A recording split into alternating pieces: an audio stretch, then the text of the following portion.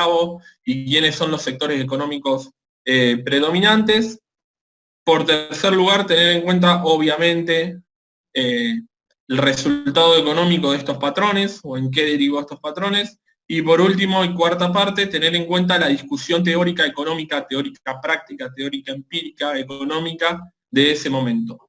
Habíamos visto que en el patrón de acumulación agroexportador, una de las discusiones económicas había sido, o una de las teorías que habíamos trabajado es la teoría de las ventajas comparativas, que es una teoría de David Ricardo.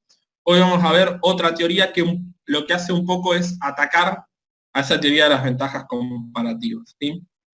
Hoy empezamos... ¿Puedo hacer una consulta sobre eso? Sí. ¿Se podría decir que la comparación por ventajas absolutas es una comparación interna, país, y la comparativa, ¿no?, entre países, por ejemplo? ¿Cómo? La ventaja absoluta, ahí te escuché cortado. Me anda medio mal el micro. Las ventajas absolutas como una comparación interna y ventaja comparativa justamente comparando con otros países. Al revés. Al revés. Absoluto. La ventaja comparativa tiene que ver con qué hace más eficiente cada país, ¿sí? Internamente. Te doy un ejemplo. En el periodo que vimos, Argentina tenía una ventaja comparativa en los productos asociados a la tierra, ¿sí? Cereales y carne.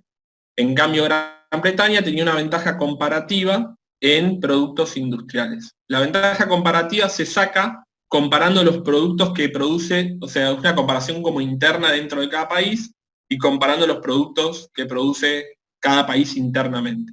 Entonces, Argentina en el comercio internacional se debería dedicar solamente a esos productos en cuál es más eficiente, cereales y carne, y Gran Bretaña solamente a aquellos productos que es más eficiente, en este caso, la producción industrial.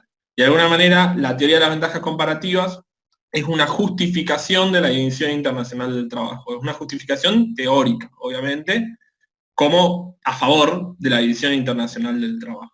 Las ventajas absolutas, en cambio, lo que hacen es comparar un país a otro. Y si nosotros comparamos, por ejemplo, sigo con el mismo ejemplo, Gran Bretaña y Argentina, Gran Bretaña es mejor en todo, no solamente en productos industriales, sino también en agrícolas, ¿sí? Para la teoría de las ventajas absolutas, Gran Bretaña debería exportar todas las cosas, tanto agrícolas como industriales. Para la ventaja comparativa, que es la que vale, digamos, es la que triunfó, de alguna manera es la que teóricamente es mucho mejor, Gran Bretaña no se tiene que dedicar a todo, solamente a lo que es más eficiente comparativamente. ¿Sí? ¿Se entendió? Sí, ahora, sí, bueno, sí, está bien, entendido. No, decime. Pasa que, por ejemplo, si yo tengo un país, vamos comparando dos países que tienen Sí. cada uno dos producciones. Por ejemplo, si el país A le cuesta 2 hacer la producción A y 4 hacer la producción B, pasa que es difícil en el aire. Y al otro país, a las mismas producciones, una le cuesta 1 y la otra 16. Puede ser que, digamos, el modelo, lo puedo anotar en algún lado porque si no, A ver, para que si no lo que yo puedo hacer es compartirte mi ejemplo y vos laburás con eso. claro, con ese ejemplo creo que es Vos, igual no se las di yo, esto se los dio la última clase.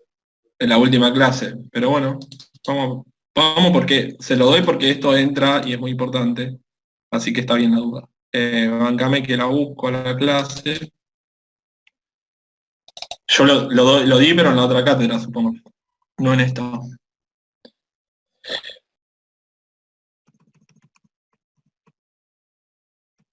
Estaba por acá. Acá estás viendo las ventajas absolutas, están viendo todos. Sí, profe.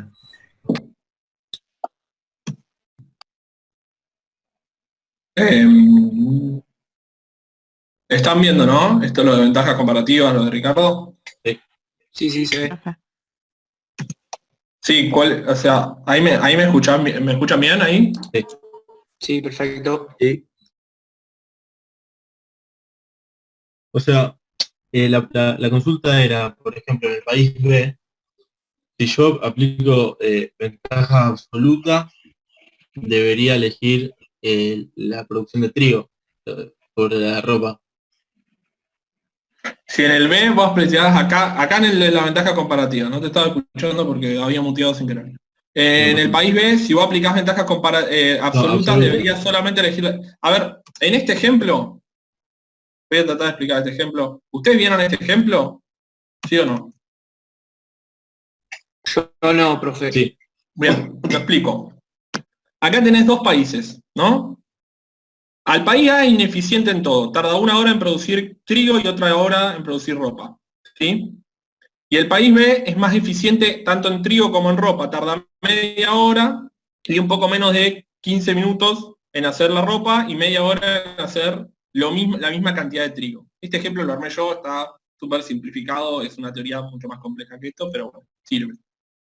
Según la teoría de la ventaja absoluta, el A no tiene que producir nada y el B tiene que producir todo. ¿Sí? ¿Se entiende? Obviamente porque es más eficiente los dos productos, tanto en trigo como en ropa, los hace más rápido. ¿Sí? En 1 hora hace el doble de trigo que lo que hace el país A. Y en 1 hora hace 6 veces más ropa de lo que hace el país A. ¿Sí? ¿Se entiende? Según la teoría de ventaja absoluta, el único que tiene que producir en este mundo de dos países es el país B. En la teoría de la ventaja comparativas no, porque lo que dice Ricardo, que le critica a Smith, es decir, a vos te tiene que importar que para determinar cómo es el comercio internacional, tenés que ver en qué es más eficiente el país. El caso del país A no es más eficiente ninguno de los dos, le da lo mismo, porque en los dos demora lo mismo, 1 hora en cada uno. ¿Sí? Así que si yo le pregunto a alguien del país A, le da lo mismo producir trigo que producir ropa. En el país B no, porque claramente es más eficiente produciendo ropa que produciendo trigo. ¿Sí? Demora un sexto y con el trigo demora media hora. ¿Sí? Por lo tanto, ¿cuál es la solución para Ricardo? Ricardo lo que va a decir es que el país B produzca lo que es más eficiente y se dedique solamente a eso, es decir, ropa, y que le deje, de alguna manera, la producción de trigo o la producción del otro artículo al país A. ¿Sí? De esa manera se benefician los dos, tanto el país A como el país B. ¿Se entendió? está bien. ¿Y puedo cambiar los valores a ver cómo se aplica cada una? Sí, pero igualmente, a ver, el costo es lo mismo, vos tenés que aplicar el producto que es más eficiente en cada país. O sea, podés cambiar los Dale, valores, pero te va a dar distinto el ratio. A eso me voy. A eso voy. está bien. Eh, ¿Qué querés reflejar? sí, podemos ir a la diapositiva anterior. Sí. Por ejemplo, si en el país A el costo de producir trigo fuese 2 y en la ropa 4, y en el país B, en vez de ser tan 1 y 6. En ese caso, Sí. no, aplicando las dos teorías, ¿qué debería producir cada uno? Claro, ahí está bueno el ejemplo. Vos decís que el de trigo demore 2 horas de trabajo en vez de 1. O sea, que Claro, este el sea otro. más eficiente. Claro, o sea, la cosa Sí. sería que el país que Entiendo, entiendo, sea, entiendo. Ahí es al que le da mejor ratio. ¿Sí? Si vos haces 1 Ah, sobre 2, te va a dar medio, pero a este le da un tercio. Así que el de B seguiría haciendo ropa. ¿Se entiende? Tarda un ahí me voy a tercio acordar. y este tardaría un medio, según lo que vos me dijiste, porque en uno demora 2 horas. ¿Se entiende? Comparás el ratio. Yo lo que acá lo hice, lo simplifiqué, justamente puse 1 para que se vea bien la diferencia. Pero si no, lo que haces es comparar relativamente cuál es más eficiente. Está A ver, perfecto. puede llegar a ser que te dé lo mismo, y ahí sería un caso muy extremo en donde daría igual que cada país produzca cualquier cosa, ¿sí? Pero lo que haces en ese caso, vamos a suponer que el país A es más eficiente en ropa también, y al igual que el país B, bueno, tenés que comparar entre los dos cuál es más eficiente de los dos. Si el país B sigue siendo más eficiente, bueno, que el país B haga ropa, ¿sí? ¿Se entiende? Sí, perfecto. Listo. Gracias. Ah, bueno, Perdón el lío. está. No, está re bien, está re bien. Aparte es algo que entra de cabeza, así que está bien. Me perdí en el lío de clases. Ahí está. Bien, nosotros vamos a ver hoy igual otra teoría del comercio internacional que ataca un poco a esa teoría de las ventajas comparativas. ¿Sí? Vamos a ver el periodo que va desde la crisis de 1930, que es donde habíamos quedado, hasta la el final de la Segunda Guerra Mundial, que es 1945. Son muchos años, vamos a tratar de ser expeditivos y centrarnos en lo que realmente importa. Bueno, primer punto, la situación internacional. Ya habíamos visto que estábamos en crisis, ¿sí? En el 1929, 1930, toda la década es una década bastante convulsionada, una década bastante de crisis. Habíamos visto, no voy a entrar de nuevo a explicar la crisis, porque supone que la vieron en la clase pasada, pero las consecuencias graves de la crisis es una tendencia a la caída de los precios y de las ganancias, ¿sí? Y por otro lado, cae el patrón oro, que era el sistema financiero internacional, se basaba en que cada moneda se situaba con respecto al patrón oro. Esto ahora cae y básicamente existe lo que se llama convenios bilaterales entre países, que es que cada país hace un convenio con un país y unilateralmente entre esos dos países y luego hace convenio con otro. Es la diferencia entre lo bilateral y lo multilateral, es que el multilateralismo vos haces comercios con todos al mismo tiempo, acá haces convenios con cada país específicamente, y de ahí surgen tres zonas monetarias. Una es la zona estadounidense, cuando los convenios se hacen con Estados Unidos, que se basan más en el dólar. Otra, la libra esterlina, cuando haces comercio principalmente con Gran Bretaña. Y otra, el oro, que haces comercio principalmente con Francia y algunos países de Europa, ¿sí? Pero hay como un sistema que se basa en tres zonas monetarias. Esto se va a romper después de la Segunda Guerra Mundial y solamente va a quedar lo que hoy conocemos, o sea, basado en un patrón más cercano al patrón dólar, ¿sí? Esto después lo vamos a profundizar bien. Generalmente lo que ocurre cuando hay crisis, e incluso ocurre también, es aplicable también a la realidad del 2008, o sea, las crisis financieras del siglo XXI, es que la mayoría digamos, de conversiones, la mayoría de personas, vamos a decirlo como personas, pero agentes económicos, como quieran llamarlo, se va a monedas más fuertes y deja de tener monedas débiles, es decir, los países subdesarrollados en ese momento, al tener monedas más débiles o más volátiles, lo que hacen la mayoría de empresas con sus ganancias es justamente irse a las monedas más fuertes, obviamente lo que provoca un montón de devaluaciones en ese periodo, ¿sí? La devaluación, recuerden que era un aumento del tipo de cambio, ¿sí? Necesitabas cada vez más monedas nacional para estas monedas extranjeras, que eran las monedas extranjeras de referencia. La crisis, nosotros habíamos visto que el modelo agroexportador se agota justamente porque era muy vulnerable, entre una de las 5 o 6 causas principales, una de las digamos, fundamentos de la crisis del modelo agroexportador era que era muy sensible o estaba muy expuesto a la situación internacional. Entonces, si todo el mundo entraba en crisis, claramente el modelo agroexportador entraba en crisis porque los países centrales dejaban de comprarle insumos agrícolas a Argentina, Argentina no podía solventar sus gastos porque no vendía prácticamente, y eso hizo que el modelo agroexportador entre en crisis. Hay todas las razones de por qué el modelo agroexportador entra en crisis, ya estaban en las clases pasadas, no me interesa profundizar sobre eso porque se supone que ya están abordadas. Lo que sí, a partir de esa crisis del modelo agroexportador, nace un nuevo patrón de acumulación que es más centrado en la industria, que se llama, y que a eso nos dedicamos en la unidad 5, que se llama patrón de industrialización por sustitución de importaciones, ¿sí? Que es un modelo, desde mi punto de vista, más impuesto por el contexto que tomado, es decir, los patrones de acumulación no es algo que uno diga, bueno, voy a cambiar el patrón de acumulación.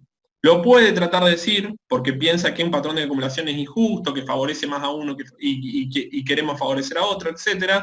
Pero también depende sobre todo del contexto internacional y por eso es importante.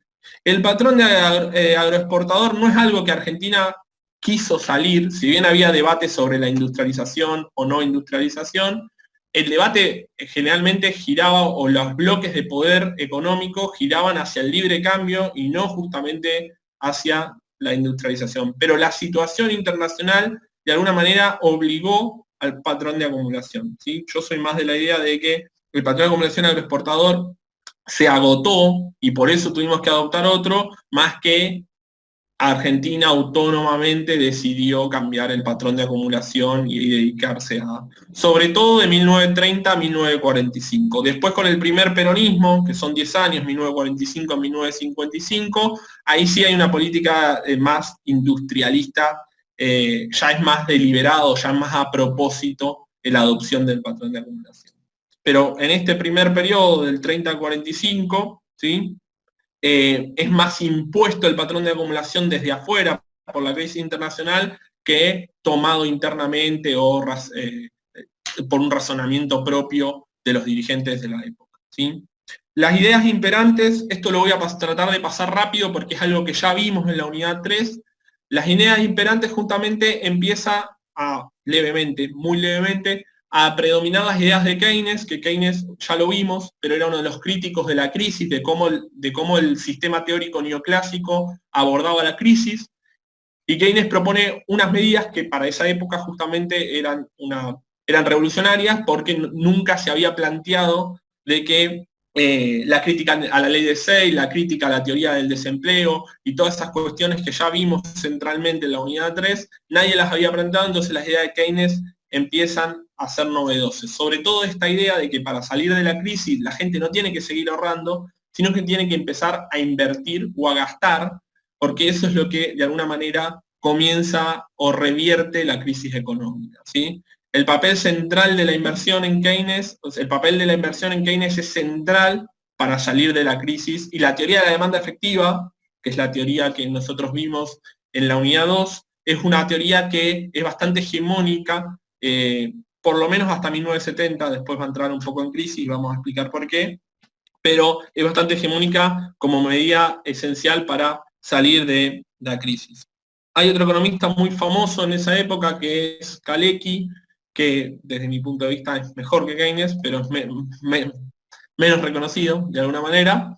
Y él dice, lo que argumenta son sobre las fluctuaciones que va teniendo la economía o el sistema capitalista en sí. Kalecki dice que justamente es la inversión, y lo dice antes que Keynes, es el componente central del sistema capitalista, y que justamente en estas épocas de crisis lo que hace falta es modificar o aumentar la inversión privada, es decir, la inversión del sector empresarial.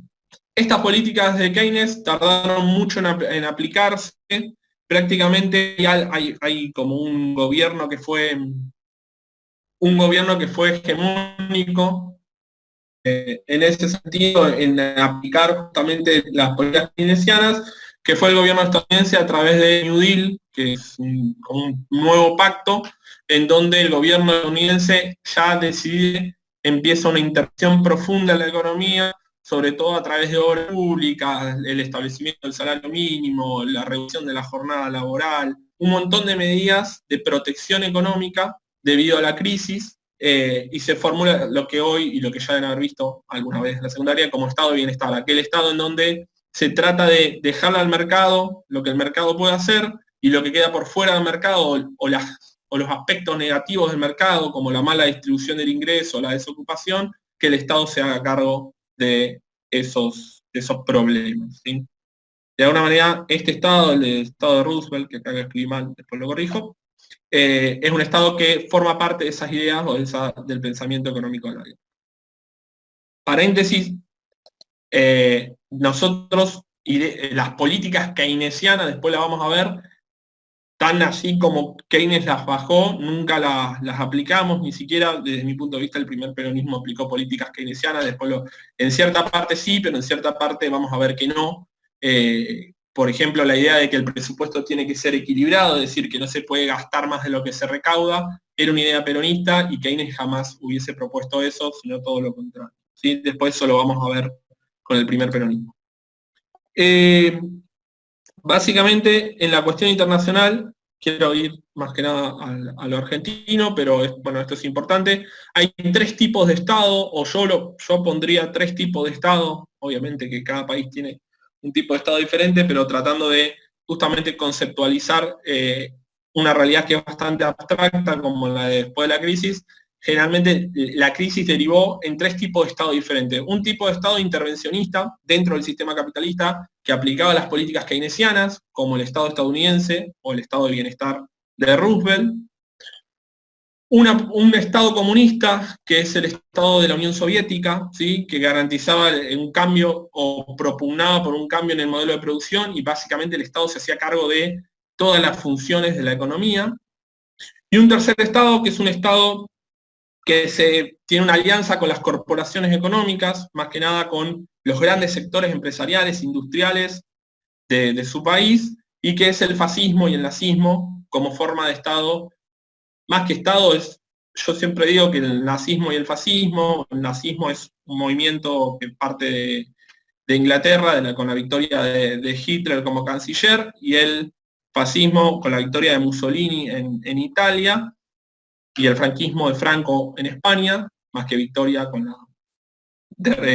cuando gana la Guerra Civil Española. Más que Estado, yo diría que justamente es una supresión del Estado, porque el Estado tal cual nosotros lo conocemos se garantiza por la división de los 3 poderes, el legislativo, el ejecutivo y el judicial, y estos tipos de Estado son la supresión de la división de Estado. Así que más que Estado, más que una expansión del Estado, como dicen algunos, esto sería la supresión total del Estado, porque los 3 poderes quedan subsumidos a las figuras de los líderes de la época. Bien. Generalmente estos estados usan una política bastante agresiva y expansionista, después lo vamos a ver los 3, ¿sí? Ahí no. Vamos a ver cómo impacta eso también, digamos, en el pensamiento. Sí. Sí, ¿no sería algo similar a un golpe de Estado, por ejemplo? Lo que sería el fascismo, ¿o no? Pasa que ¿Entraría en esa rama? Mussolini ganó las elecciones y Hitler también. Está bien, suprimiendo algunos partidos políticos. Vamos a ver que hay algo muy común de acá hasta 1970 o hasta 1980, que es la supresión de algunos partidos políticos. Por ejemplo, el fascismo no dejó participar al Partido Comunista de las elecciones, por lo tanto ganó, pero haciendo un poquito de trampa. En Argentina, Frondizi y Ilia, 2 presidentes democráticos, ganaron con el peronismo proscripto, o sea que el peronismo no se podía presentar a elecciones, lo cual también era medio con trampa, entre comillas, porque no dejaban postularse a uno de los grandes candidatos a ganar. Así que son sistemas democráticos endebles, diría yo, ¿sí? Con excepción del Estado de Bienestar, que no se da solamente de Estados Unidos, que para mí no es una democracia endeble, sino quizá es la más democracia de las 3, entre muchas comillas. Y este es un Estado que no, en realidad no es un Estado dentro del modo de producción capitalista, sino que es un Estado de partido único, porque es un Estado en otro modo de producción que no tiene nada que ver con el capitalismo. Este Estado no lo vamos a abordar porque justamente Argentina, al enclavarse dentro del sistema capitalista, lo vamos a dejar de lado porque no tiene sentido estudiar la Unión Soviética. Sí es interesante ver cómo actúa un Estado en otro modo de producción, con su pro y sus muchas contras, pero no es algo que vayamos a abordar. Este sí, sería como yo digo que es la supresión del Estado y es algo que es fundamento, porque se suprime la división de poderes, digamos. Y en un estado de bienestar claramente no. Vamos a ver que no le llamo golpe de Estado porque a Hitler como canciller la gente lo votó. O sea que no. Podés llegar por vías democráticas y después ser una dictadura. A eso voy. No es que necesitas un golpe de Estado para hacer una dictadura, podés llegar por vías democráticas y luego, por ejemplo, Hitler llegó por vía democrática, pero después suprimió las elecciones. El fascismo, Mussolini lo mismo, llegó por vías democráticas y eliminó las elecciones y eliminó el poder judicial. Franco lo mismo. Franco gana la Guerra Civil Española, va de 1936 a 1939. Franco resulta ganador, termina matando a todos sus contrincantes y se queda hasta que murió. ¿Sí? O sea, no hay elecciones en España a través de mientras Franco vivió. ¿Sí? Esos son como 3 formas de Estado rey muy distintas que antes no existían y que post crisis del 30 comenzaron a existir y a convivir, no pacíficamente, porque esto justamente después deriva en la Segunda Guerra Mundial. ¿Sí? Esto lo voy a pasar rápido porque la mayoría lo debe saber, y si no, lo puede repasar, que es la Segunda Guerra Mundial. Justamente esos estados son estados muy armamentados, digamos, que tenían una intervención de armamento fuerte y que sobre todo tenían, digamos, los tres, ¿no? Tenían una necesidad de conquistar nuevos territorios. Eso derivó en lo que ya todos conocen, y hay 50.000 películas, que es la Segunda Guerra Mundial, que comenzó con la invasión de Hitler, justamente del Estado nazista a Polonia, y terminó cuando la Unión Soviética derrota a Hitler en Berlín, ¿sí?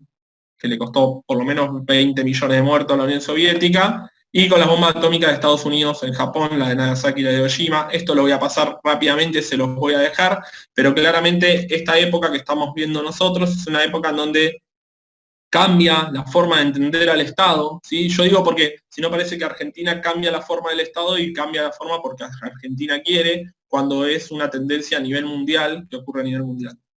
Y después con la segunda, y termina esta época con la Segunda Guerra Mundial, que son 6 años, ¿sí?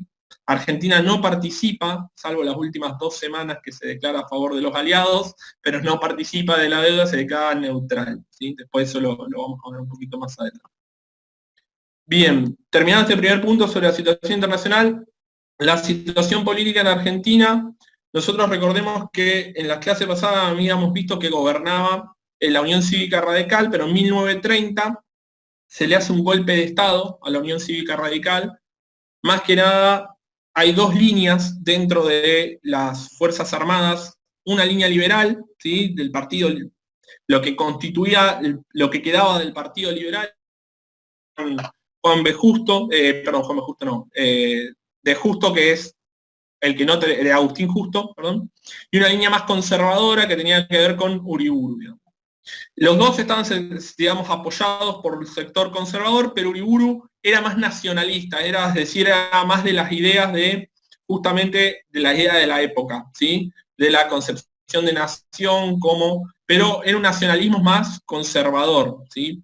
Después vamos a ver algunas diferencias. Uriburu lo que quiere hacer básicamente es suspender las elecciones, ¿sí? Quiere instalar más que nada un régimen más dictatorial y no que tenga que ver con la democracia liberal. Justo, que paradójicamente apoyaba el golpe de Estado, quiere mantener cierto orden constitucional o que vuelvan las elecciones, etc. Pero al mismo tiempo apoyaba un golpe de Estado, ¿sí? Estas son algunas paradojas que vamos a ver en toda la historia del siglo XX, ¿sí? Que digamos, cierto sector que era liberal, digamos, apoyaba el golpe de Estado, pero al mismo tiempo después decía mantener el cierto orden constitucional, ¿sí? Que incluso Justo luego llaman a elecciones y termina siendo presidente constitucional, obviamente con un gran fraude y apoyado por el sector conservador. Pues vamos a ver bien eso.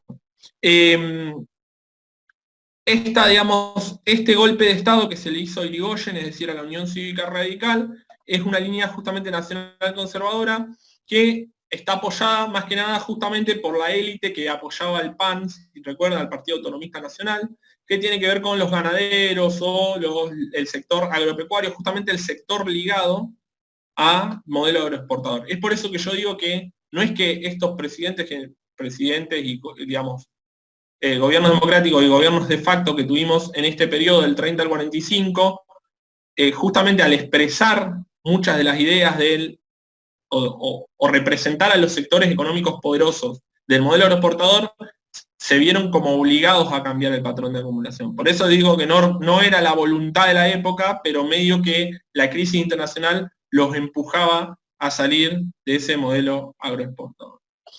El golpe de Estado solamente dura 2 años, llaman a elecciones donde Justo, uno de los que propugnaba por el golpe de Estado, gana, obviamente, sin la UCR. Es decir, que de vuelta volvemos a una democracia bastante endeble, donde el partido de mayoría, que era en ese momento la Unión Cívica Radical, está vetado, es decir, no puede participar de la... La política... Es una política, la de Justo y luego la de Ortiz, la de los presidentes de la época que estamos viendo, de la parte democrática, es una política bastante de represión contra los sectores obreros, ¿sí? Y sobre todo porque muchos de los sectores obreros era en ese momento, ya después vamos a ver que después Perón de alguna manera los abduce, después vamos a ver cómo, pero la idea es que los sectores obreros de ese periodo eran socialistas o comunistas, y justamente lo que hace el gobierno conservador es justamente tratar de reprimirlos abiertamente, ¿sí? Y no como la Unión Cívica Radical, que sí establecía ciertos consensos con parte del movimiento obrero. En esta época es la época donde la Unión Cívica Radical deja de ser oposición del conservadurismo y pasa a ser parte, ¿sí? Eso es un dato a tener en cuenta, es decir, que pasa a ser parte incluso del gobierno, de este gobierno basado en el gobierno que se llama el gobierno de la concordancia.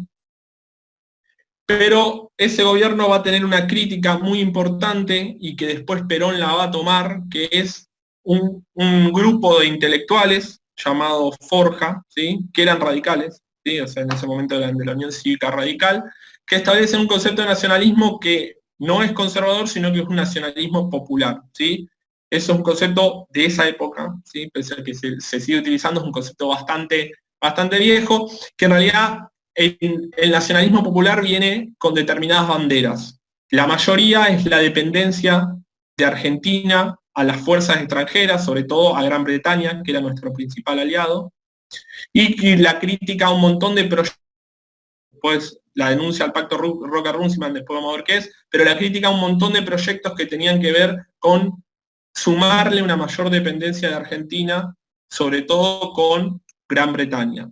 Recuerden que una de las explicaciones del atraso, una de las grandes factores o explicaciones del atraso de Argentina en términos de desarrollo es haber sido aliado de Gran Bretaña durante tanto tiempo, ¿sí? Muchos economistas piensan que si hubiésemos cambiado el aliado comercial desde Gran Bretaña hacia Estados Unidos, probablemente nos hubiese ido mejor. Eso no se sabe porque prácticamente no se puede hacer lecturas anacrónicas y cambiar la historia, pero es una de las críticas mayores en ese sentido que se le hacen sobre todo a esta década, que se llama la década infame, para el que estudia historia, en donde es una década basada en el fraude, ¿sí? Que responde, o de alguna manera los sectores del Estado responden primero a Gran Bretaña y segundo a los sectores oligárquicos de la sociedad argentina. Es muy parecido al PAN, ¿sí? En ese sentido, y que tiene una lucha interna entre la línea más nacionalista conservadora, ¿sí? Y una línea más liberal, ¿sí? Ahora vamos a ver. Pero eso se mantiene hasta un nuevo golpe de Estado en 1943. Pero desde 1930 a 1943, esos 13 años, piensen que es un montón de tiempo, ¿sí? Un montón de tiempo para ejercer el poder, es mantenido más que nada por esta línea conservadora liberal, depende del historiador que la denomine. Justamente en 1943, y acá termino con la situación política, Ortiz, que era el presidente que gana en 1938, es reemplazado por Castillo porque tuvo una enfermedad Ortiz, entonces tuvo que ser reemplazado. El problema es que Castillo no tenía legitimidad prácticamente porque toda la época había sido basada en el fraude. Entonces se junta un grupo de oficiales unidos, que eran más del nacionalismo popular y un par de nacionalistas conservadores, y realizan el golpe de Estado en 1943. Ese golpe de Estado lo coloca Perón, que fue una figura bastante joven para la época en ese momento, en el Ministerio de Trabajo, y Perón establece las líneas de lo que después va a ser el movimiento peronista, porque básicamente empieza, en vez de a reprimir a ciertos sectores de la clase obrera, comienza a legitimarlos y comienza a establecer ciertas concesiones al movimiento obrero de la época que antes era reprimido, ¿sí? A cierto movimiento obrero, a otro movimiento obrero lo va a reprimir, sobre todo a los sectores más ligados al comunismo, ¿sí? Perón antes que nada era anticomunista, entonces a los sectores comunistas Perón los va a reprimir, ¿sí? Y a los sectores no comunistas los llega a un consenso y les da ciertas legitimaciones sociales que después en el peronismo se van a hacer realidad, y es lo que lo van a propulsar a él como candidato, ¿sí? Estas legitimaciones sociales dadas por Perón obviamente tienen todas las críticas del sector conservador, el sector empresarial ligado justamente al sector más agroexportador y la sociedad rural argentina.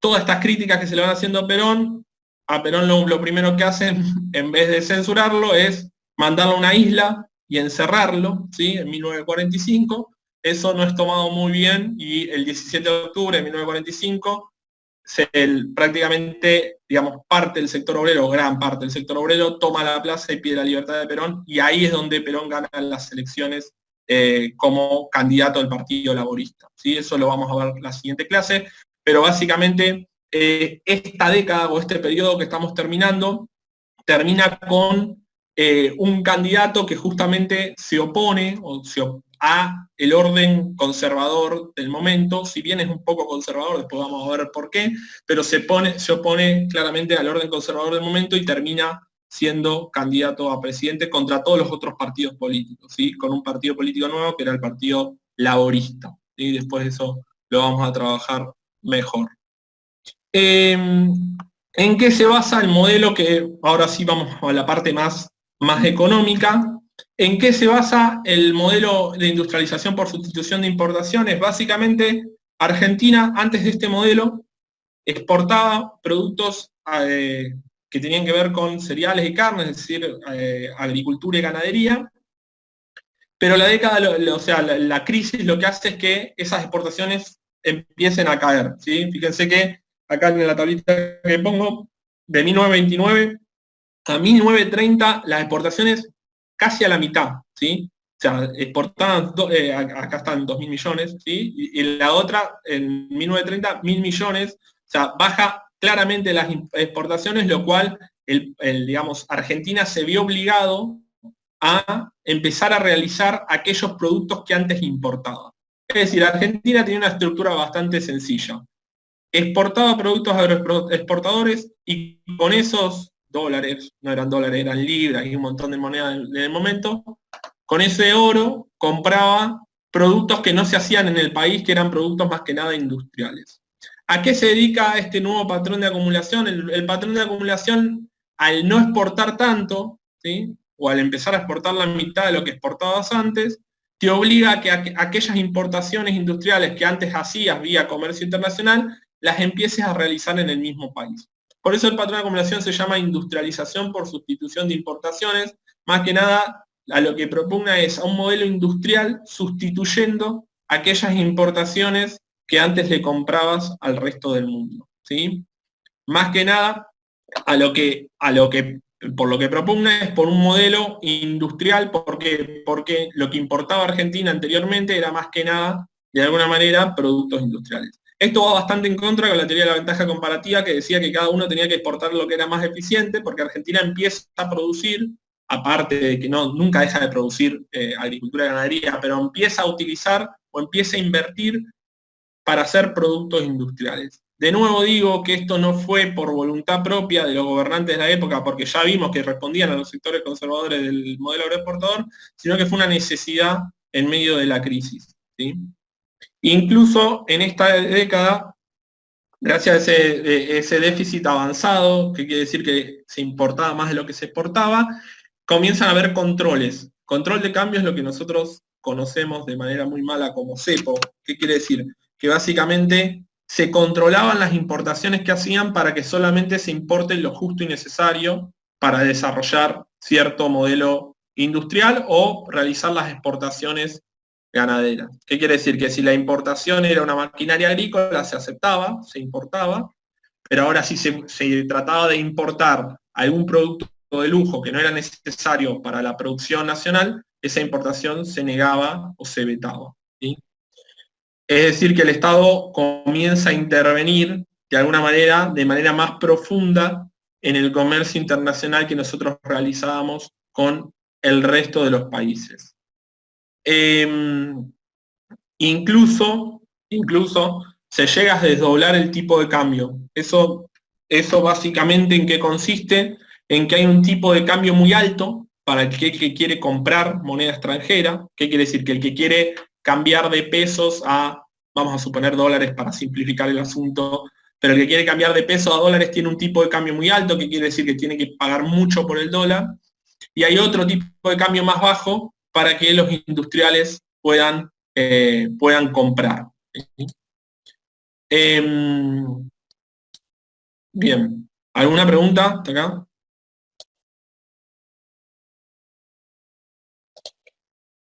Bien, continúo. También se incrementan los subsidios a cierta parte de la industria, se hacen aranceles, es decir, se colocan impuestos sobre las importaciones, ¿sí? Para que no justamente solamente se importen aquellos productos totalmente necesarios para la producción, ¿sí?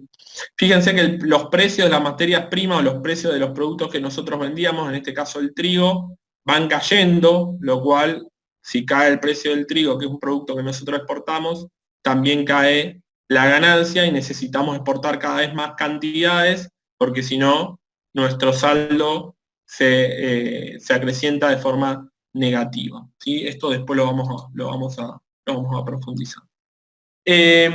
Profe, una pregunta. Sí. ¿El resto de los países ya hacían lo mismo desde hace mucho tiempo? ¿Limitar las exportaciones y las importaciones?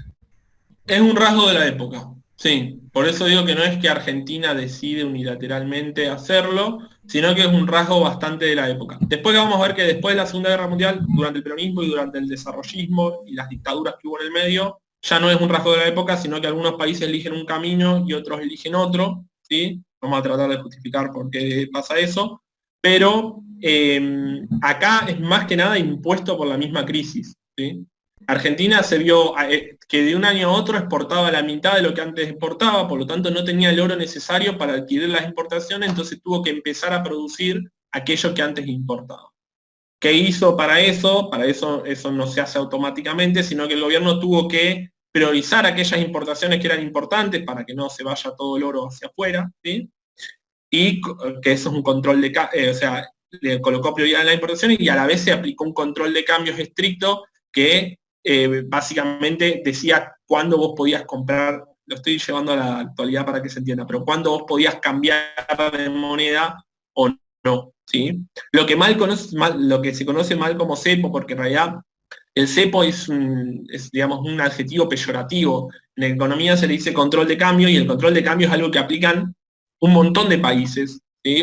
Y lo aplicaron históricamente creo que casi todos los países del mundo, ¿sí? O sea, no es una medida extraña, por menos para una economía no desarrollada. Está bien, profe, gracias. Acá hay obviamente, una de las mayores vergüenzas desde el punto de vista económico del siglo XX y diplomático, el Pacto Roca-Runciman. Básicamente es un ejemplo, lo pongo porque es un ejemplo de lo desesperado que estaba Argentina para exportar productos agrícolas y ganaderos, en este caso ganaderos, ¿sí? Gran Bretaña se comprometía a comprar nuestras carnes, pero a un precio menor de lo que le proponían sus otros proveedores. Es decir, Gran Bretaña no solamente nos compraba carne a nosotros, sino a otros países, y como nosotros cada vez vendíamos menos carne, lo que hace Roca hijo, el hijo de Julio Argentino, ¿sí? Y Runciman, que era sería como el embajador de Gran Bretaña, el canciller de Gran Bretaña, lo que hace es, Roca dice, bueno, yo te voy a vender la carne, Runciman lo que le responde es, bueno, pero poneme un precio menor de lo que me cobran los otros países, ¿sí?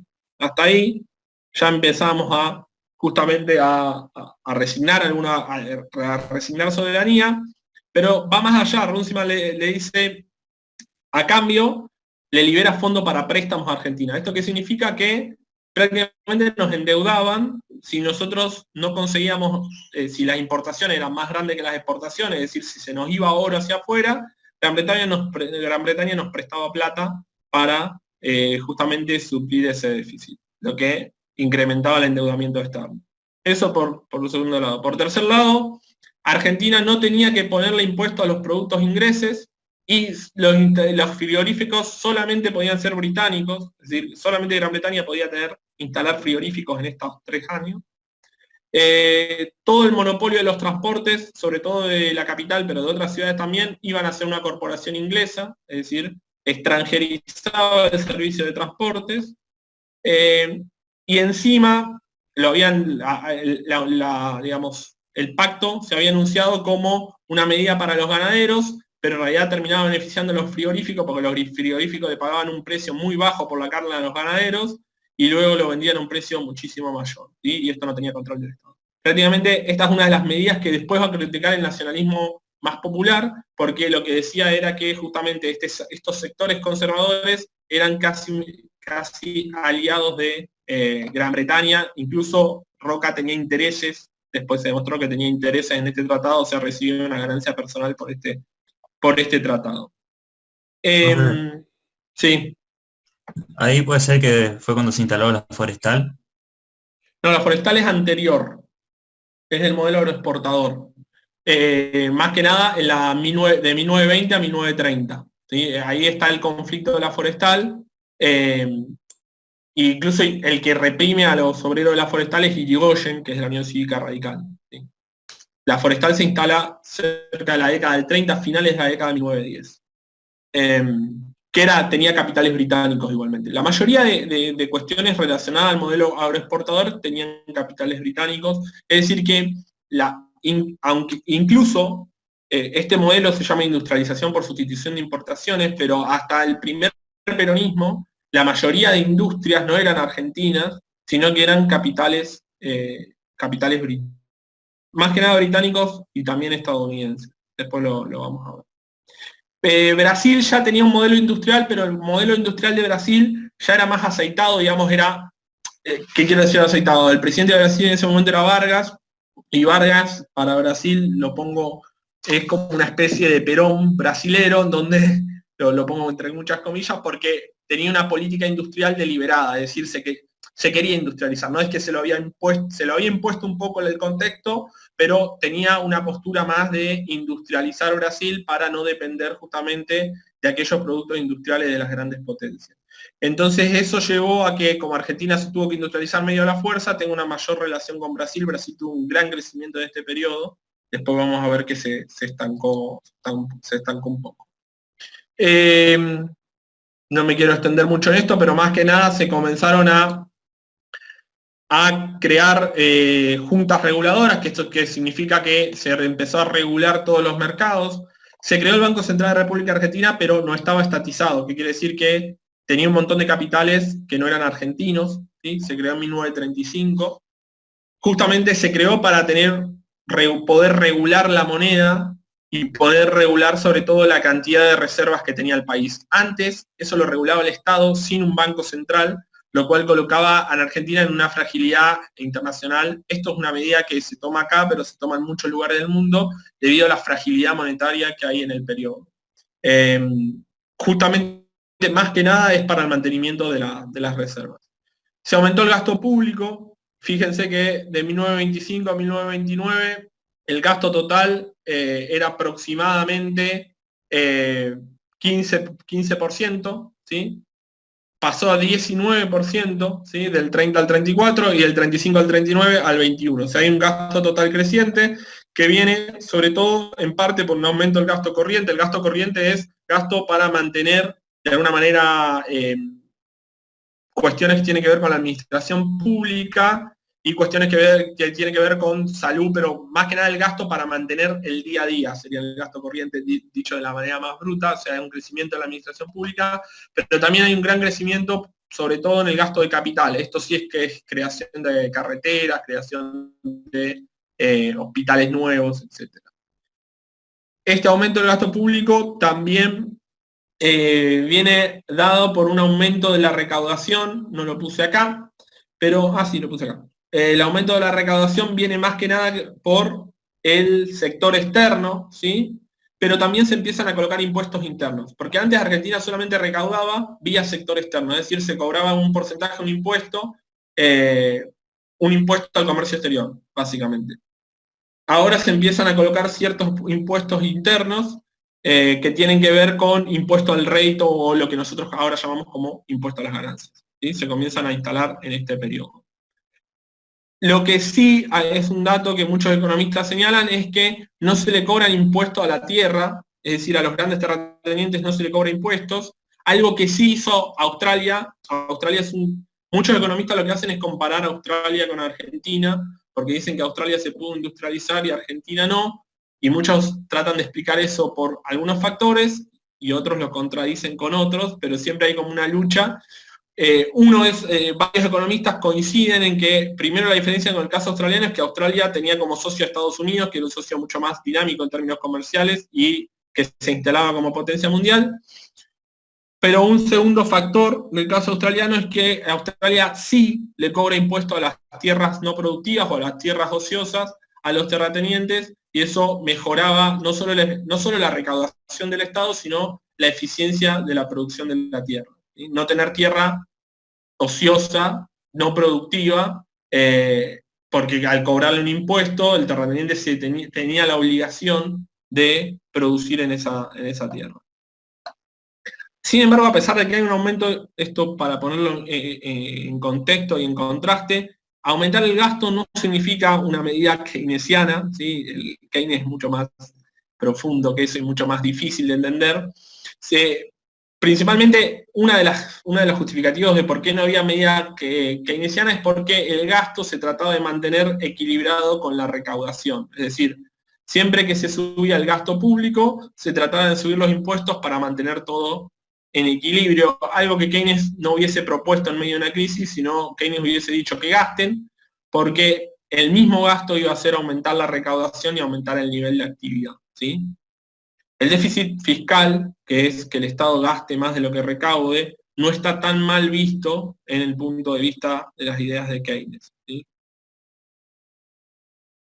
Bien.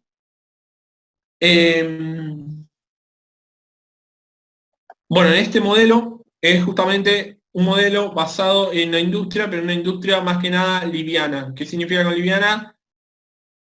Para poner un ejemplo, Alemania comenzó su industrialización al revés. Primero hizo industria pesada, por ejemplo el sector automotriz, o el sector petroquímico, o el sector siderúrgico, el de acero, ¿sí? Empezó al revés, empezó por la industria más pesada, la que le lleva mucho más costo de insumo, y luego terminó con la liviana su proceso de industrialización, ¿sí? A finales del siglo XIX. Argentina lo hizo al revés, más a la manera estadounidense, que primero desarrolló, o no llegamos, ¿no? Pero lo quiso hacer, mejor dicho, de la manera al revés, primero fortaleciendo la industrialización liviana. ¿Qué quiere decir esto? Aquellos productos que tienen que ver con alimentos y bebidas, que tienen que ver con productos textiles, productos de la construcción, ¿sí? Industria que no empieza por la maquinaria necesaria, es decir, por el auto o por el acero, eso se sigue importando, pero se busca hacer, a través de la importación de acero y de ciertos materiales necesarios, se busca propulsar la industria liviana de construcción, textil, alimentos y bebidas, etc. Y después vamos a ver más. Es decir, se busca primero hacerlo liviano para luego pasar a una estructura de una industrialización más pesada. Por lo menos yo no creo que sea una estrategia deliberada, que quiere decir que alguien se propuso hacer eso, sino que justamente el contexto derivó en una industrialización más desorganizada. O sea, yo lo presento de manera organizada, pero esto era medio anárquico, ¿sí? Las industrias, no es que, sobre todo del 30 al 45, después con el peronismo y el desarrollismo cambia, ya hay una intención deliberada de industrializarse, pero acá no había una intención de industrializarse en sí, sino que se da todo de manera desorganizada, o no hay una política del Estado activa para eso. ¿Sí?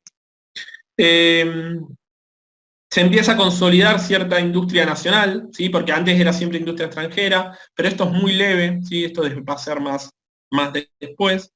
Y más que nada el sector económico se divide en tres grandes ramas. La primera y la más importante, y que va a ser importante en todo el periodo, por lo menos hasta la última dictadura militar de 1976, son las empresas extranjeras que son empresas oligopólicas, que significa que dominan casi todo el mercado, y que ocupan las ramas más dinámicas. ¿Qué quiere decir las ramas más dinámicas? Las que más venden, las que más producen, ¿sí? Y que son pocas y son extranjeras, es decir, tiene un sistema industrial más que nada concentrado y extranjerizado, por lo menos en las ramas que dominan la economía.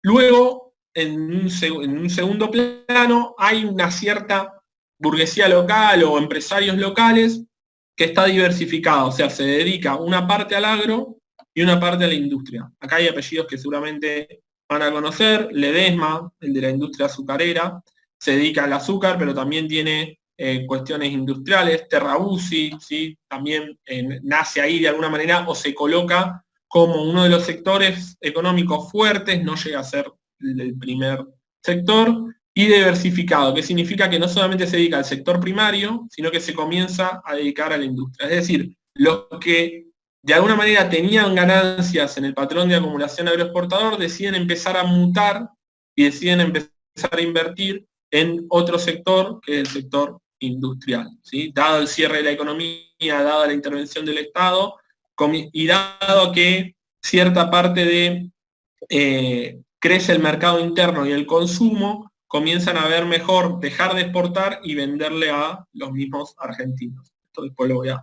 explicar un poco mejor.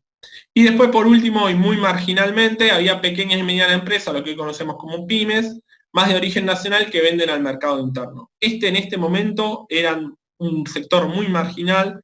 Después vamos a ver que sí crecen o sí se expanden durante el primer peronismo y durante el desarrollismo también, ¿sí? ¿Cuáles fueron los resultados del periodo? Este electrocardiograma es el Producto Bruto Interno de Argentina en ese periodo. La fuente es la CEPAL, que es la Comisión Económica para América Latina y el Caribe. Más que los primeros años de los 30, claramente una recesión económica profunda, 7 puntos llegó, ¿sí? Una crisis brutal, diría yo, ¿sí? Para ponerlo en contexto, dicen que este año, con todo el COVID y con todo lo que no se puede producir, Argentina va a caer su producción alrededor de los 5 puntos. Piensen que acá no había COVID, digamos, la crisis internacional bajaba 7 puntos el producto. Digo, para llegar a una comparación.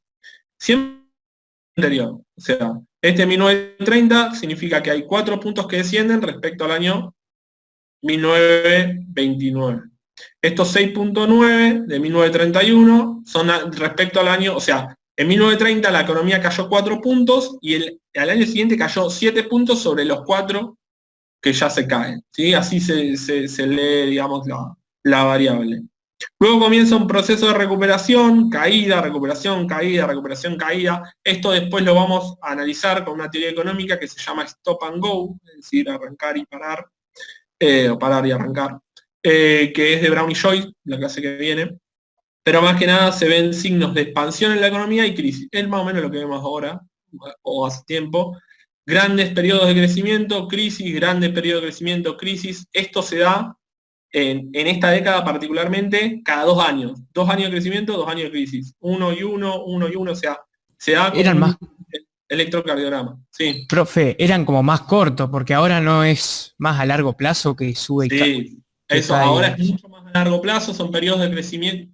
Primero, ahora es otra, después cuando veamos si llegamos a ver el kirchnerismo, vamos a ver que, y los 90 en Argentina, vamos a ver que es más, digamos, la volatilidad es más a largo plazo, ¿sí? Los periodos de crecimiento, Argentina del 2003 al 2008 creció mucho, el 2008 cayó más que nada por la crisis internacional, y después empezó a crecer muy poco hasta que llegó un estancamiento hacia el 2013, 2012, y después cayó, pero son periodos más largos, ¿sí? Vamos a ver que son periodos más largos. Y este cuadrito lo que les muestra, esto todo lo tiene en la bibliografía, ¿sí? Este cuadrito lo que les muestra es que la industria empieza a pesar más, ¿sí? Que era lo que yo trataba de demostrar.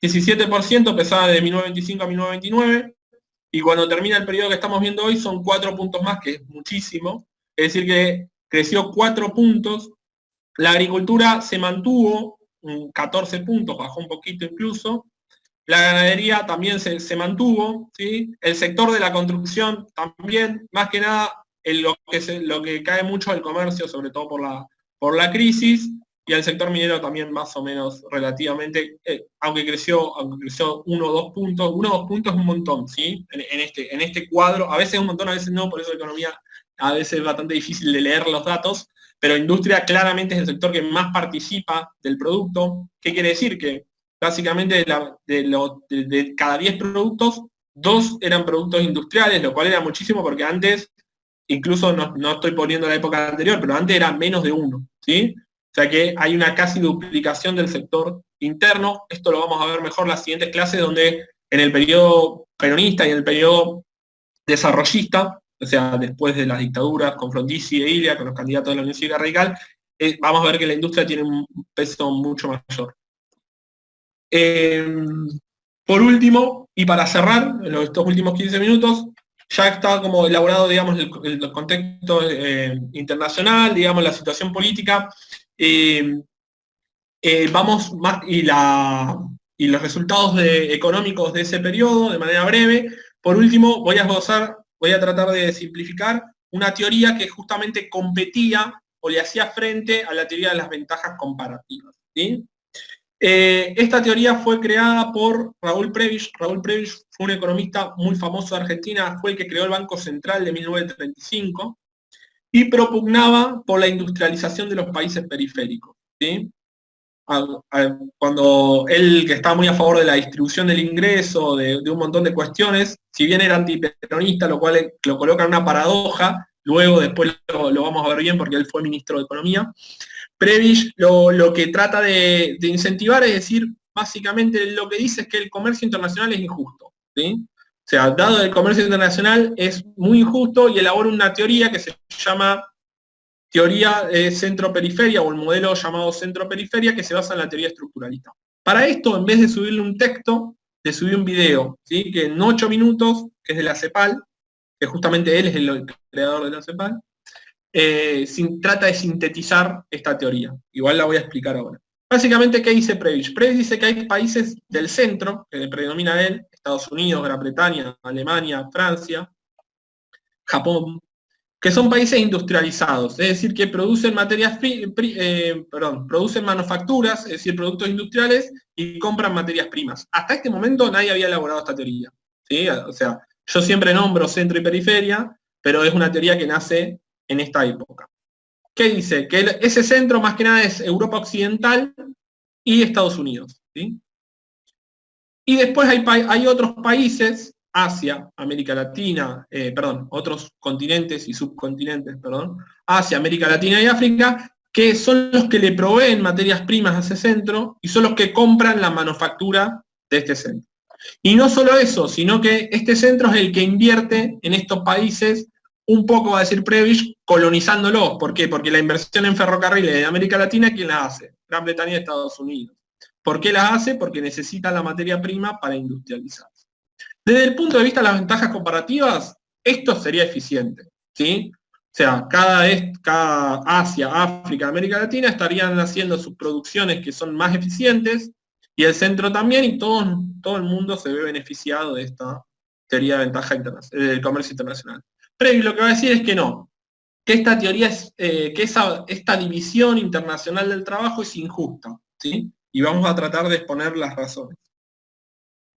Primero, él dice que principalmente, ¿por qué es injusta? Porque hay un deterioro en los términos de intercambio, ¿sí? Lo voy a tratar de traducir al castellano. ¿Qué son los términos de intercambio? Matemáticamente son los precios de las exportaciones, la relación entre los precios de las exportaciones y los precios. ¿Qué dice Prebisch? Que los precios de las exportaciones tienden a caer y los precios de las importaciones tienden a subir. Por lo tanto, los productos, los precios de las exportaciones de materias primas tienden a caer, el precio del trigo, el precio de todos los cereales, el precio de la carne, el precio de esas exportaciones tiende a caer para América Latina, las materias primas, y el precio de las importaciones tiende a subir, es decir, el de la manufactura. Entonces, él dice que cada vez vamos a tener que exportar más y más y más y más materias primas porque cada vez nos van a pagar menos, ¿sí? Ahora explico por qué pasa esto con los precios.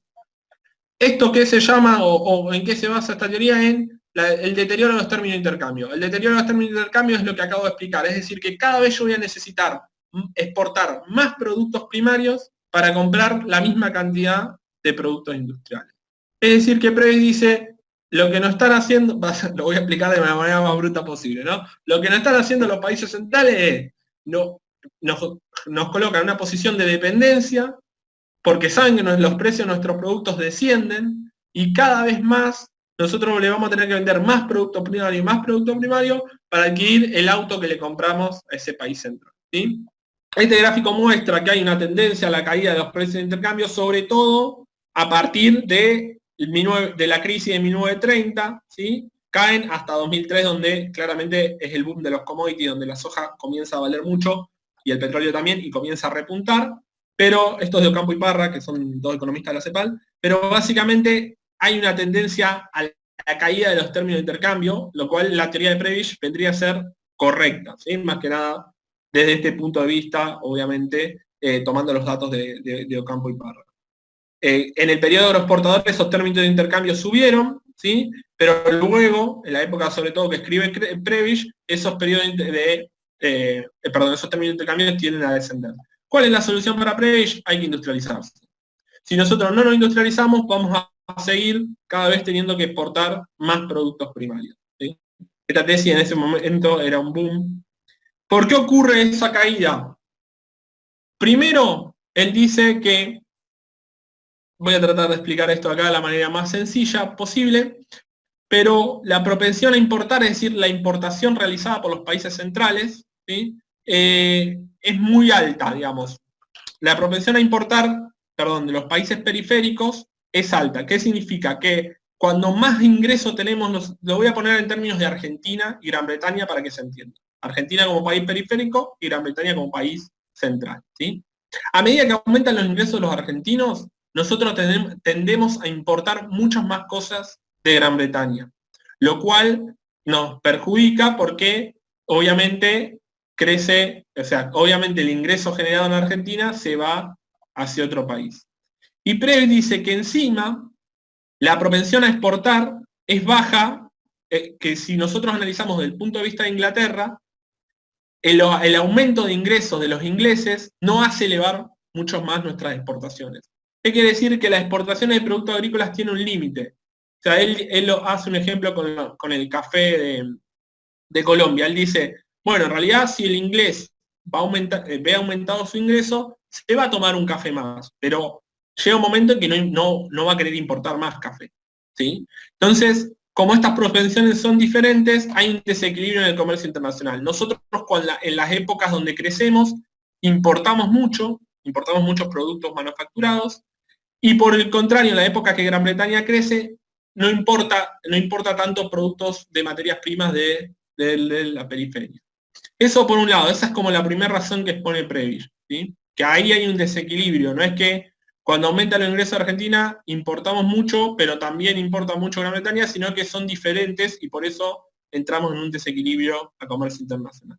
La segunda razón es que nosotros, al exportar cereales y carne, ¿sí? Competimos contra muchos países de Asia y África que exportan lo mismo, por lo tanto el precio tiende a reducirse porque tenemos mucha competencia. Es decir, si nosotros queremos cobrar el trigo a 15 pesos, Gran Bretaña va a conseguir otro proveedor que le pueda reducir el precio, ¿sí? El caso del Pacto Roca-Russiman se da justamente por esta razón que expone Prebisch. Esta es bastante sencilla. La tercera que dice es que hay asimetrías tecnológicas. ¿Qué es básicamente esto? Que los países centrales ya están reemplazando los productos primarios que antes importaban porque pudieron hacer una tecnología que los reemplace, ¿sí? Un ejemplo que lo da es con el caucho. Brasil era uno de los máximos exportadores de caucho y por las tecnologías se reemplazó el caucho por material sintético y eso hace que Brasil prácticamente se quede sin exportación, ¿sí? O sea, esa está como la tercera razón que expone Prebisch. Y la cuarta, sí. Ahí cuando dice mucha competencia por los bienes exportados se reduce el precio. Estaría basándose en la teoría neoclásica, digamos. Un poco, a ver, igual la teoría clásica no dice que no, ¿eh? La o sea, neo. claro, a ver, sí, la teoría neoclásica obviamente que diría que si hay mucha competencia se reduce el precio, pero la teoría heterodoxa también. El problema es que para la teoría heterodoxa los mercados son concentrados, entonces no funciona igual que competencia perfecta, ¿sí? Pero en el caso, por ejemplo, Prebisch no es muy ortodoxo que digamos, porque de hecho está contradiciendo el libre cambio. Lo que está diciendo es hay que proteger la industria nacional mediante intervención estatal, ¿sí? Igual está buena tu lectura porque sería muy parecido a la competencia perfecta, ¿sí? Pero no es algo que los heterodoxos nieguen en este punto de vista. Y lo voy a tratar de explicar por qué. En el comercio internacional los productos son homogéneos. Es decir, la soja es lo mismo comprarle soja a Argentina que comprarle soja estadounidense, ¿sí? Tienen las mismas o tienen características muy parecidas. Por lo tanto, uno no puede hacer publicidad o hacer marketing para establecer una cuota de mercado y colocar un precio más alto, ¿sí? Justamente los productos primarios, como el oro, es lo mismo el oro que se extrae de Argentina que el que se extrae de Sudáfrica, ¿sí? Entonces, no podés diferenciarlo. Es decir, vos no podés ponerte una empresa de oro y hacerle publicidad y ganar más, como sí lo podés hacer si vendés zapatos y sos Nike, ¿sí? Ahí sí podés usar la marca y usar el marketing para diferenciarte de tus competidores. Acá no. Por lo tanto, la teoría sobre la competencia tiene mucho más sentido cuando los productos son productos primarios, ¿sí? Eso no lo habíamos dicho en microeconomía, igual está re buena la observación. Obviamente se establecería más por un sistema de competencia neoclásico, pero recordemos que Prebisch es heterodoxo en parte, entonces también está pensando que no son mercados concentrados, prácticamente que Argentina no incide sobre el precio, en este caso del trigo, porque no es un buen exportador de trigo, ¿sí? Claro, ahí tendría que ver más que nada con acuerdo entre países y esas cosas.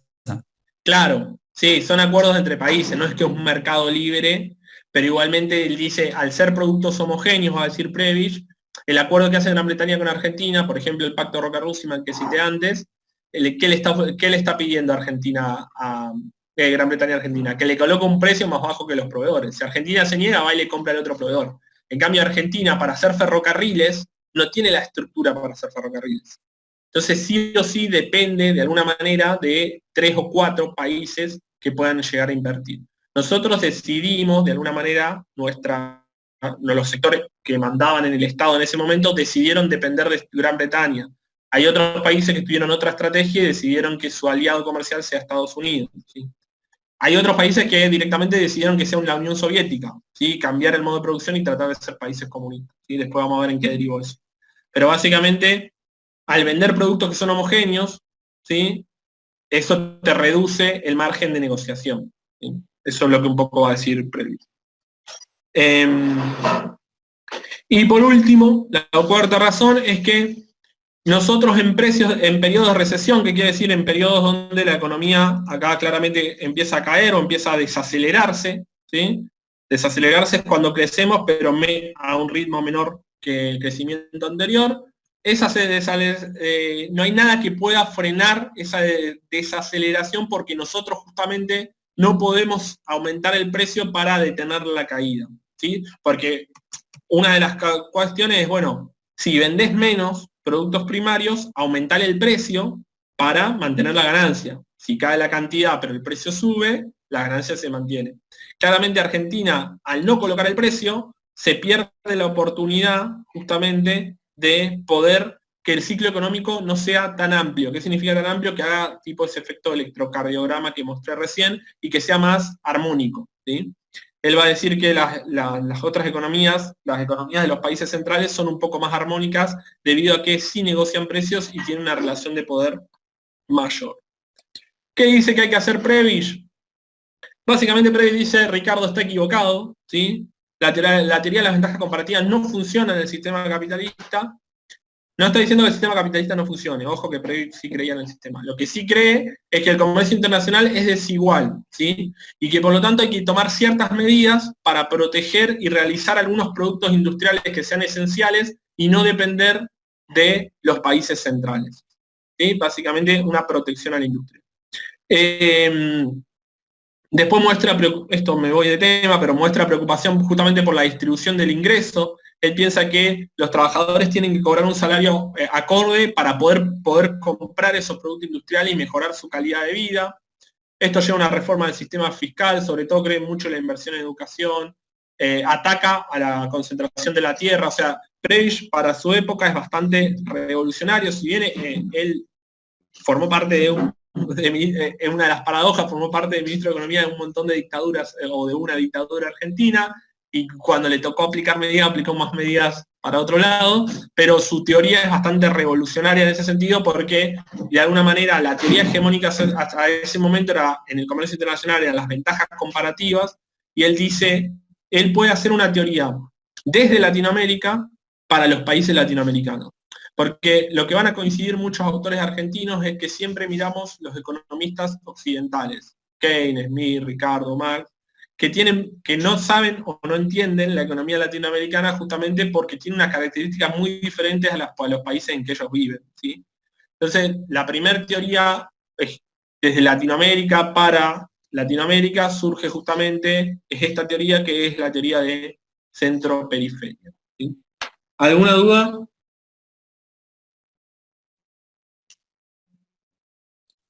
No, profe. No, Demasiada data como para... Bien. La siguiente clase vamos a continuar desde 1945 a 1955. Van a ver el periodo más que nada de donde gobierna, donde empieza a gobernar Perón y después recibe un golpe de Estado en 1955 que lo saca del poder.